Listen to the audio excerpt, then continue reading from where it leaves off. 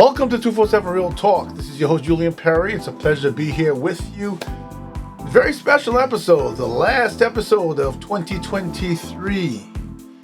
I hope you had a great week. I hope your Christmas was all that you were hoping for, that you put aside the diet for a moment, that you had all the eats and drinks, and you were merry, and you remembered the joy and the happiness and the giving and the love of the season. As we close out the year, the up and down, the roller coaster that was 2023, I thought that we would end the year with a recap of the 247 Real Talk podcast and the topics we covered for the last 12 months. So sit back, relax, and I'll be right back with you.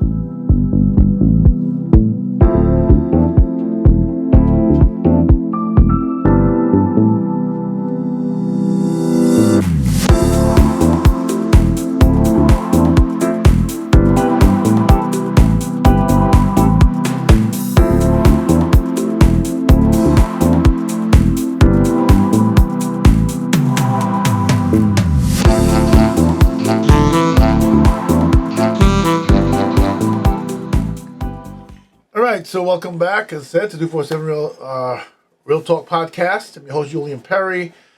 I'm going to jump right into it because I don't want to make this too long. The last episode of the year, hopefully I can make it not too long, but to give you some, or leave you with some thoughts as you enter into 2024.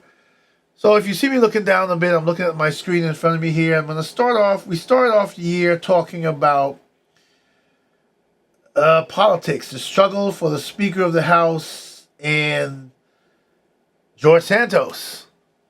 So, in the beginning of the year, if you remember, Kevin McCarthy was fighting to become the Speaker of the House. He made big concessions, including the one concession that ultimately led to his demise as Speaker, and that is allowing any one person to bring a vote to remove him, and that's exactly what happened. I did think back then that, if you can't get the votes the old-fashioned way, then the sacrifices he made to get that job just weren't worth it. And I believe that this past month, if I'm correct, he resigned from the House of Representatives. So as he reflects on that year, the past year, I'm not sure what his take is on it, but it's just the writing was sort of on the wall from day one. We also had Mr. George Santos, the representative from New York, who lied his way into votes and lied his way into the House of Representatives, only to be expelled before the year is over. This was a man who, once he decided to run for office, it became evident that he was wanted, I think, in Brazil for fraud. He was convicted, I believe. He settled that. And then all the lies started unraveling. It took a long time to get it out of there, to me, with the level of deceit and dishonesty and disrespect for United States citizens, for the constituents, for the areas that he represented. It took a little too long to get him out of there. Yet, as we end the year, we go into the new year, that saga is over. What else did we talk about? We spent quite a bit of time on how ridiculous Washington is, how much aristocracy there is, the struggle between those of us who are looking for a better life for us all, and the politics of Washington and what it does to us, and how much of nothing it does for us. And at the end of January, we spoke about something, and I think it was bothering me for a while, and it's something that's very strong in our society today, and that is suicide and drugs, and the use of drugs that end up killing people who seem to be full of life and have everything, and yet they take themselves to a place where they lose their lives. And then we've also seen a lot of celebrities. I think it was the DJ from Ellen DeGeneres and a lot of other celebrities we saw take their lives As we looked on from them in the public eye, they seemed so much to have it together, and yet it was all falling apart. It was a message that reminded us that we need to pay attention to each other, that a kind word over the opportunity to be angry or to yell or to have wrath is so much, a kind word is so much more powerful.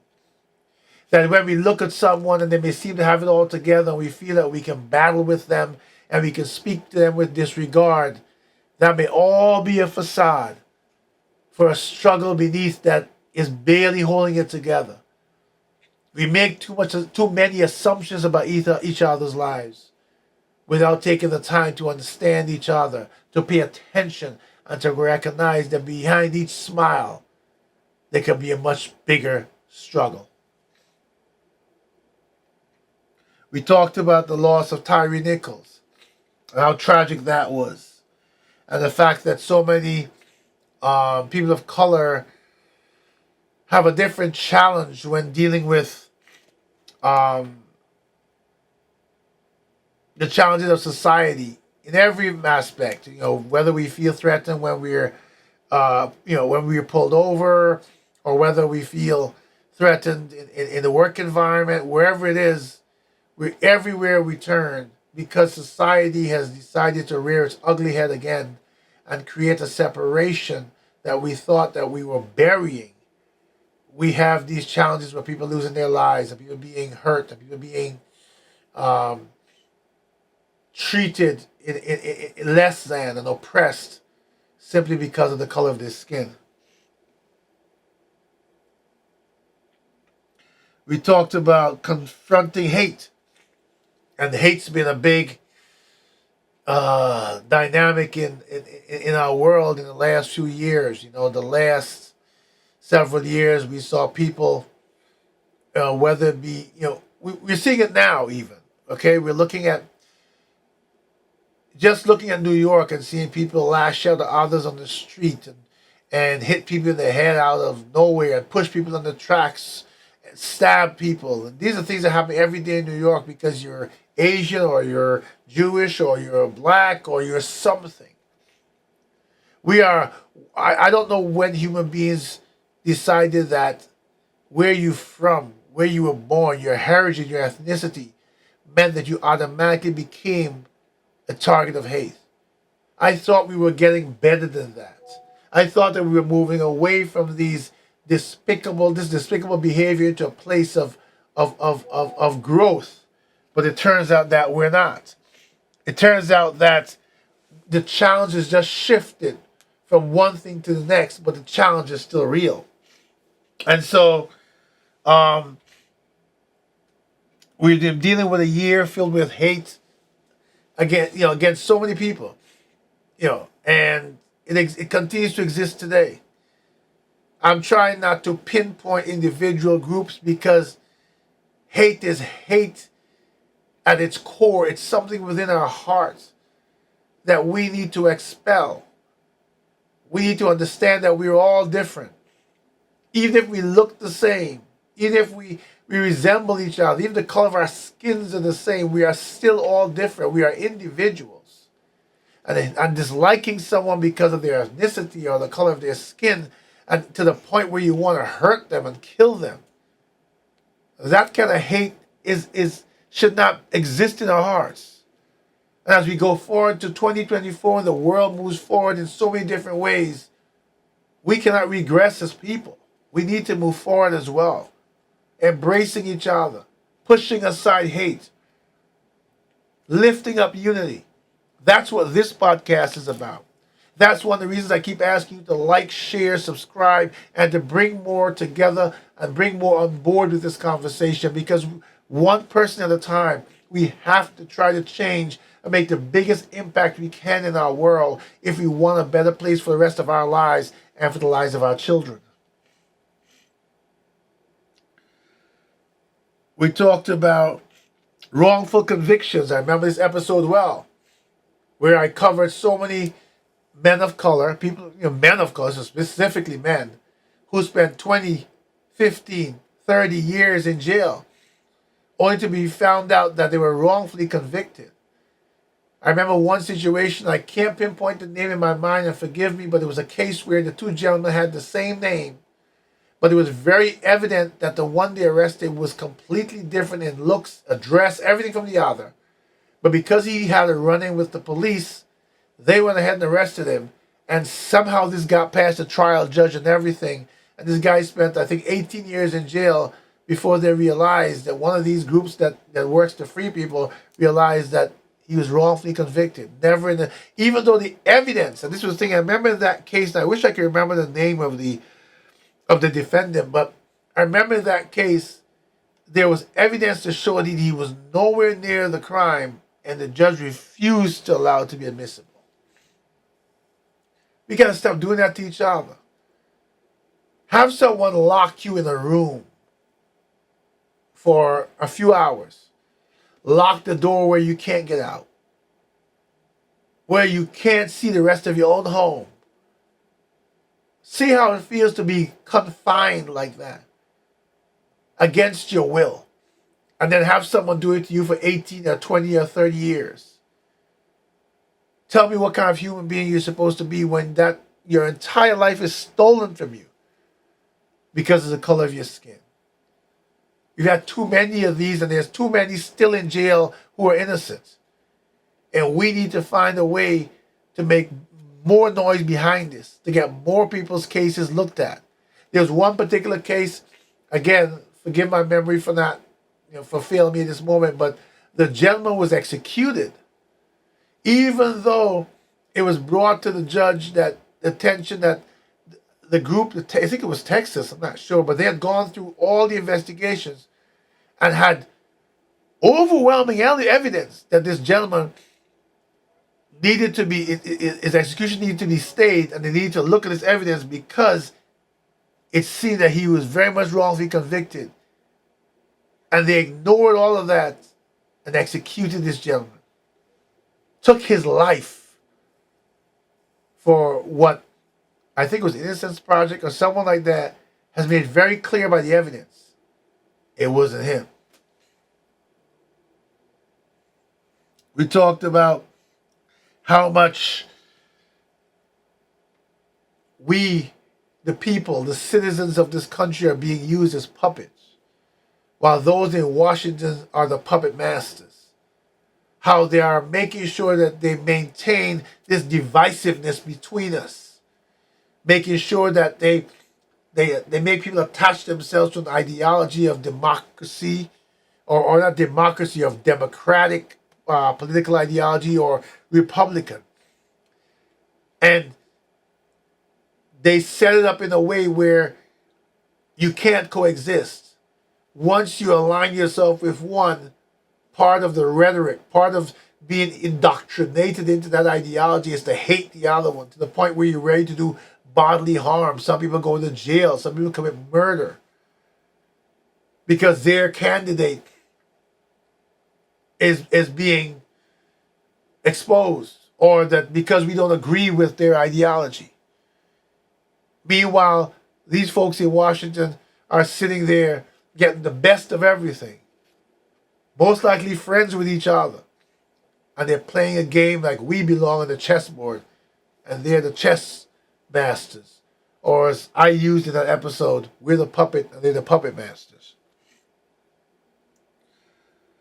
We talked about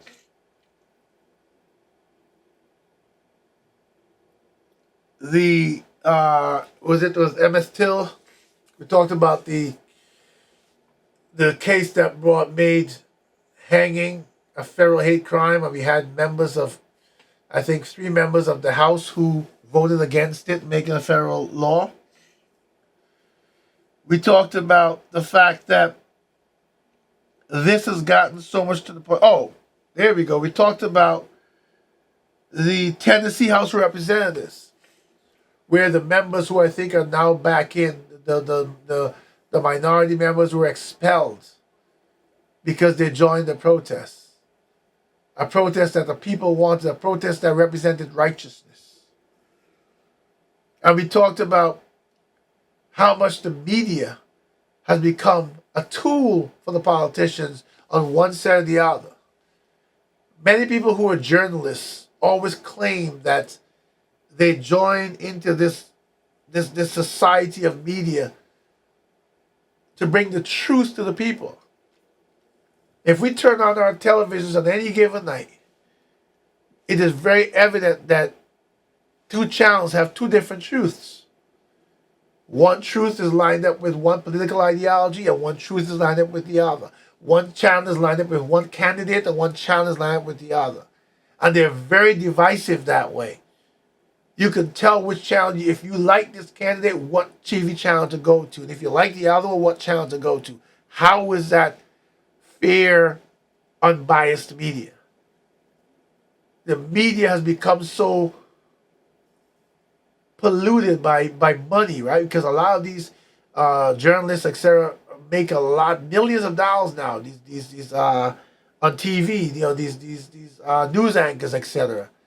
And so it's more about the dollar than it is about the truth, and that makes the media overall a shameful representation of what it should be. We talked about homelessness. We talked about the opportunity that his honor, the mayor of New York, is pushing now, and I think he has the support of a lot of people to turn a lot of empty office spaces into low-income housing rather than leaving them vacant. Taking some of our people who have been through bad situations off the street. Many of them can't go to shelters because the shelters have become violent places. Places that are unsafe for them. For a woman who has children, it's become a place of an unsafe place for their children. And so, getting these people the opportunity to work and to have a place to live that they can afford in a decent neighborhood. I listened to, as I was walking to work this morning, it struck me, as I understand both sides of the coin, but something our mayor said that was very true, the mayor of New York. He said, people protest and say we want housing. And then when suggestions come up, they say, okay, we want housing, but not in our neighborhood. I kind of see both sides of it, because sometimes you introduce low-income housing, and without the other support, the education, the all the other things to remove the oppressive nature from their lives, then I see people living in a certain level of fear of bringing a certain dynamic into their neighborhoods that's less than favorable. That's the sweet and politically correct way of putting it. But we have to do something to help the homeless. We have to create low-income housing, and it has to go somewhere. We talked about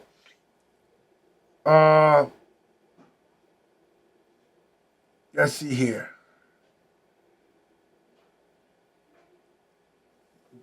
Student loans. My big topic for the year.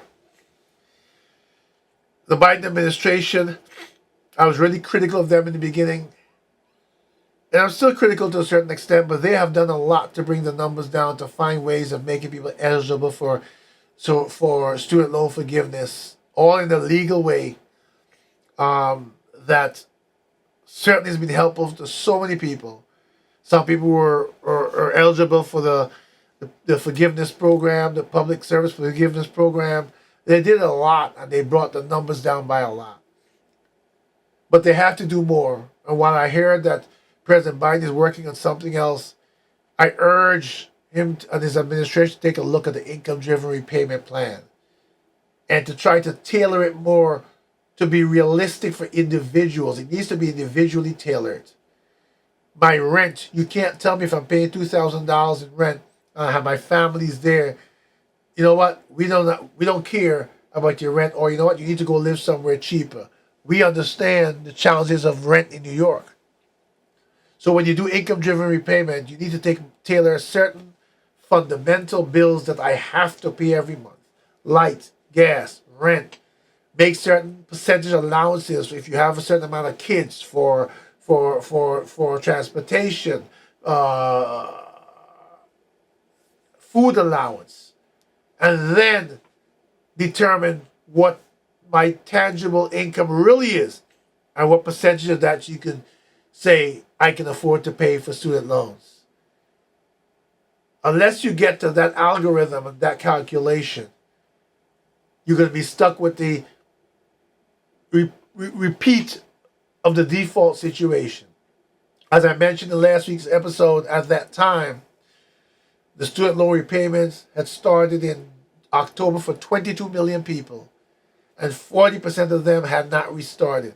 3 months, well, October, November, December, 3 months later. That's 9 million people for one reason or another, not necessarily all a struggle, right? Some people may say, well, I'm not going to pay for whatever reason. But 9 million people are in some predicament where student loan repayment represents something that's out of their reach for the most part. And that has to do with the bigger picture we talked about earlier, right? Things like systemic racism, things like where I go to get a job and I'm not getting compensated for what I'm worth or what my education was worth. Things like the degree I got is not worth the paper it was printed on. So I can't get the job to pay back that crazy amount of tuition I paid to get this degree. There's more things that need to be fixed. And I'm sorry, but many members of the House of Representatives and the Senate, and I'm going to say specifically in this case, I'm sorry, Republican members, although I like to keep ideologies separate, the fact is that many of them got their PPP loans forgiven to the millions of dollars. And now they went to court to stop $10,000 and $20,000 forgiveness of people who actually need it. Washington sits there and debates how many trillions, or by now it's trillions of dollars to give to Ukraine. People in Ukraine are suffering. We get that. Newsflash, people in America are suffering. You are unwilling to help your own people at home. Charity begins at home. But we keep sending millions of dollars abroad. All I'm saying is we are Americans together. Charity begins at home. Let's take care of each other first.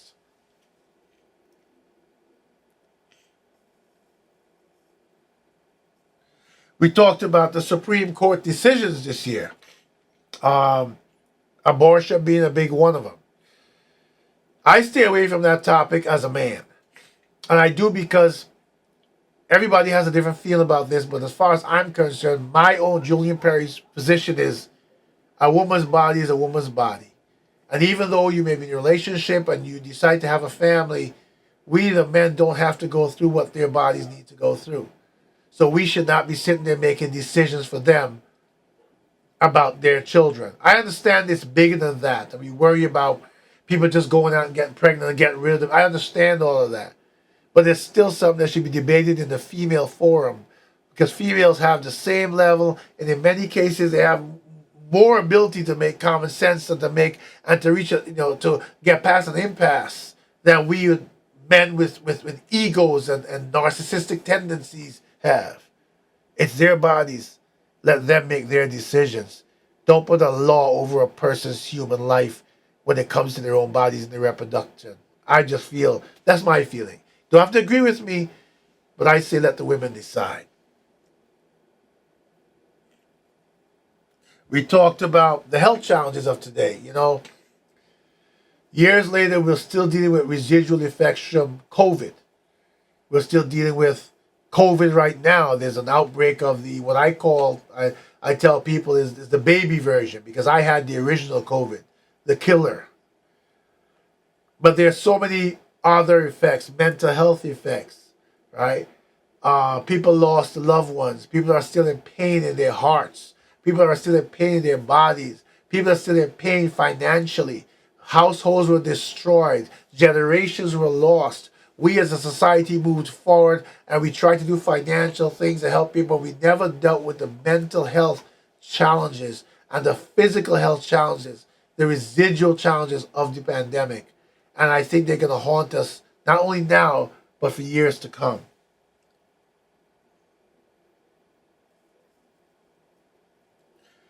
We talked about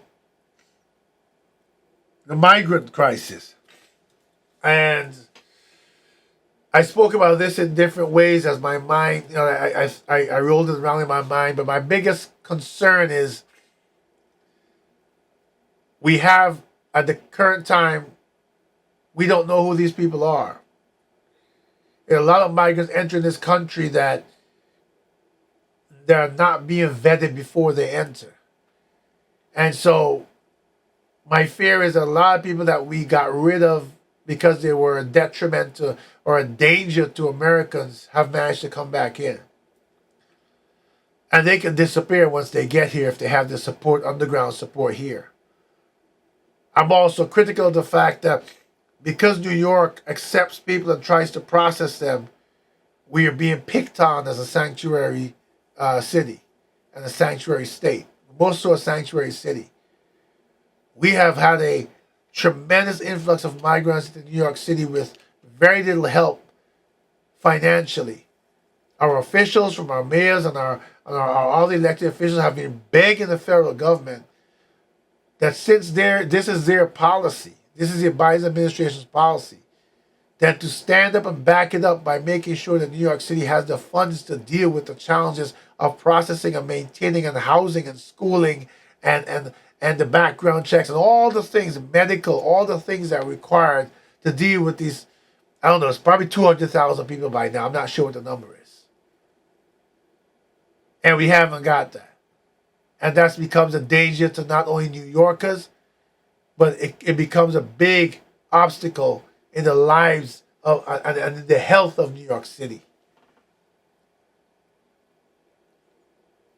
We talked about my son, and I shared a personal story with you about him being a normally behaved child, but scoring high on the autism spectrum, and the challenges we went through and we've been going through as parents to get help and to find the resources that do exist, but there's no one out there that guides you to them or make sure that you get the best to give that child the best outcome. My wife has been the advocate, and she's been tremendous in fighting this battle to make sure he gets all that he needs.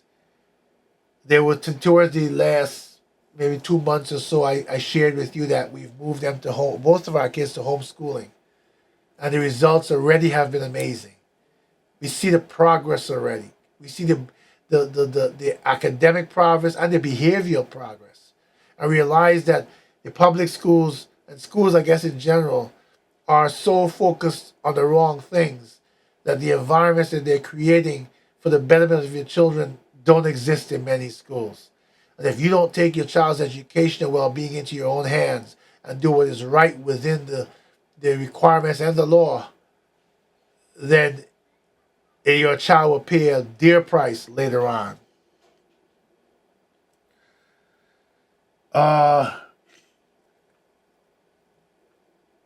We talked about honoring and respecting those who came before us. We talked about gratitude for those that are our ancestors and for the stories and the lessons taught in history, and how much we have decided as a nation, as people, to digress from that, to discard that as being old-fashioned or lacking. When the fact is, the bottom line is, we need to take a page out of their book. While they were not perfect, they had a level of decency and respect for each other. They're the people who taught us manners. Excuse me, please, thank you. Open the door for someone. Being someone who had a care and understanding for other human beings. We become a society that's selfish and greedy, that's money hungry, that completely turns away from what we need to have a successful society for all. These are just some of the things that I touched on during the year. There's a long list, and I can't get through it all without making this an incredibly long episode. But I wanted to recap some of those things with you, so as we go into 2024 and we continue to push the issue, I'm hoping that as you listen to this podcast, as you listen to the topics, as you reflect on them, you can think of someone, some set of people, some organization somewhere that can benefit from this conversation and add to this conversation, invite them to come and be part of our audience, to join this podcast as an audience, to share conversations with me. I can be reached by email at podcast at 247realtalk.com. Podcast at 247realtalk.net. They're both my email addresses. Please, podcast at 247realtalk.net. Send me an email. Invite people to send emails, to join the conversations. I've been getting a lot of reps who've been trying to reach out to me to bring guests back on the show. The reason I've been resistive is because they want to deal with content matter that doesn't support the direction our conversation has taken, and that is social issues, uplifting, and making a betterment for each other's lives, for empowering each other, a call to action, a call to make a difference. We simply cannot just sit by so engulfed and involved in our own lives that we fail to recognize there's a world around us. And if we fail to be a part of that world, one day it will come back to bite us. I know that we're all tired. We have a lot to do when the day comes. It's not easy. It's not easy for me to record these podcasts at night, to get my head in that space, to absorb the information, to bring it through myself, and to make it be a part of my emotional outreach to you. But I do it because we owe this to ourselves, to our children, to the future of this land that we have to pay a price for, to occupy. I want you to know that it's been my extreme privilege and honor to have had another year of my podcast with you. So many of you have continued to support me in the most amazing way. Conversations, times when I'm struggling, you've lifted me and empowered me to come out here and do more. When I'm tired, when I'm unsure, you have had my back, and I thank you. I thank you for all of you who have shared the podcast and have talked to others and said, listen, you gotta subscribe. Tell him how you feel. It's been an amazing journey so far. And I can't wait to see what 2024 has to bring. So as we sort of end this off and close out 2023, again, you have my humble gratitude for your support. And I really do hope that as 2024 breaks, as 2024 comes in, that you will make a re-energized effort to be part of the conversation and a part of this movement to make a difference. So that when we have this conversation at the end of 2024, we will have measurable progress that we can look back on and say, this is how far we've come. I thank you so much again from the bottom of my heart. I'm your host, Julian Perry, of the 247 Real Talk podcast. I do wish you a healthy, happy, safe, blessed, and prosperous 2024. And I look forward to seeing you all and all the new people that will join this conversation. Until then, do as I always ask you to. Take care of yourselves, and please take care of each other.